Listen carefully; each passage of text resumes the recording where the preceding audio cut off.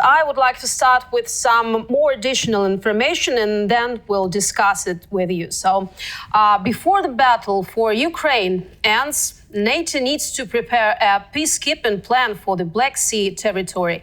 As long as the Black Sea countries such as Romania, Bulgaria, Ukraine, and of course Georgia do not have their own strong naval forces, each of these states should have an opportunity to oppose the aggressive Black Sea fleets of Russia, and NATO peacekeepers will support freedom of the sea.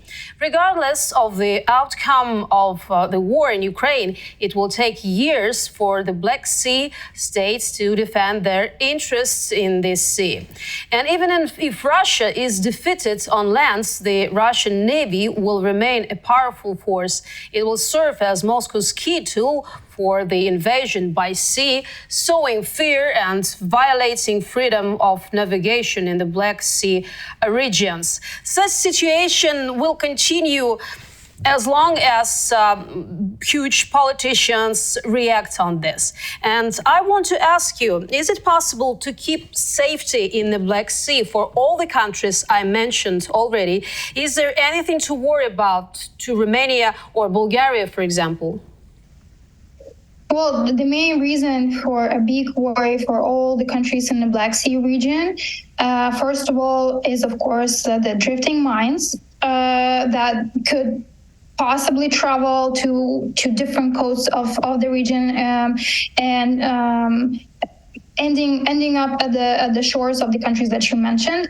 On the other hand, for other potential risks are of course the Russian possibly blocking the ships with any commercial cargo through the Bosphorus.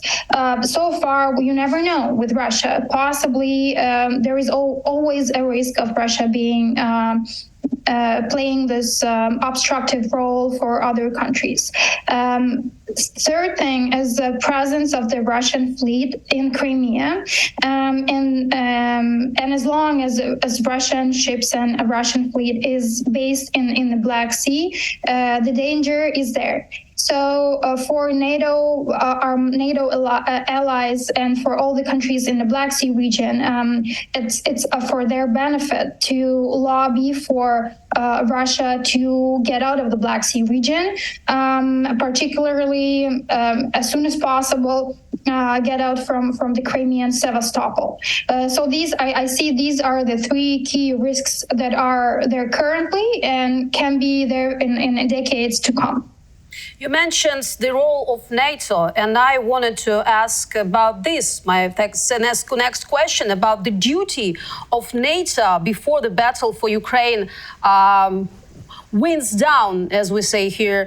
NATO has a duty to prepare a peacekeeping plan for the Black Sea. So what are the main aspects worth focusing on, and which of them can really be implemented physically? Because there are a lot of difficulties, even if you have a lot of good intentions, according to Russia's actions in Black Sea.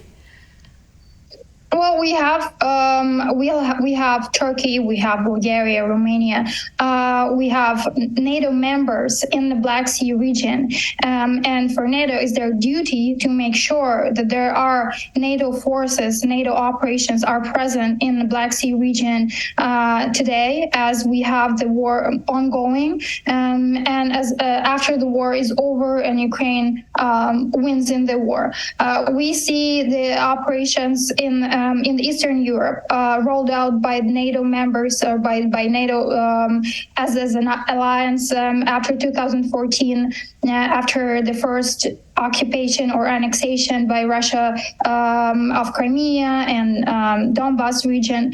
So I see that it will be important for NATO to ensure that they have a steady presence with their forces under some special operation, similar to the Operation Reassurance, for example, led by Canada in Eastern European countries.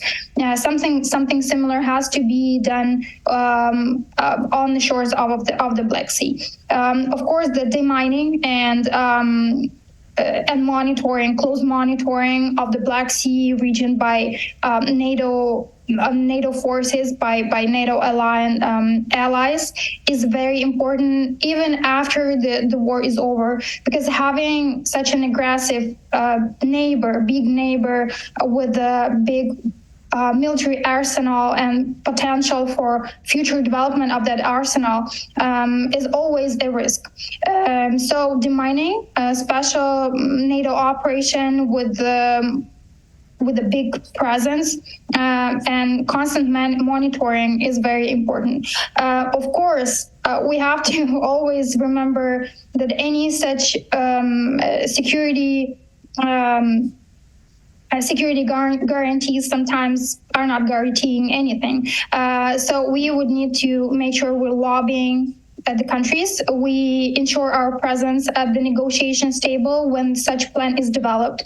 Our country has been successful spreading the message that nothing can be discussed about Ukraine without Ukraine. And I think this is our utmost purpose for our diplomatic missions, for the president and country leadership, to make sure that future plans on securing the peace and in the region, it has to be done with Ukraine at the table of the negotiations. If we talk not only about Ukraine, but about all the countries of Black Sea region that may suffer from Russia, as well as Ukraine. So in this situation, is it possible to hope that Turkey can be the most influential country that can somehow push or have any consensuses with the Putin? Because from all the countries, Erdogan has much more opportunities to talk to him, because as far as I know, he doesn't even talk to politicians, leaders of the world, except for Erdogan in this situation. So how influential is Turkey right now in this question?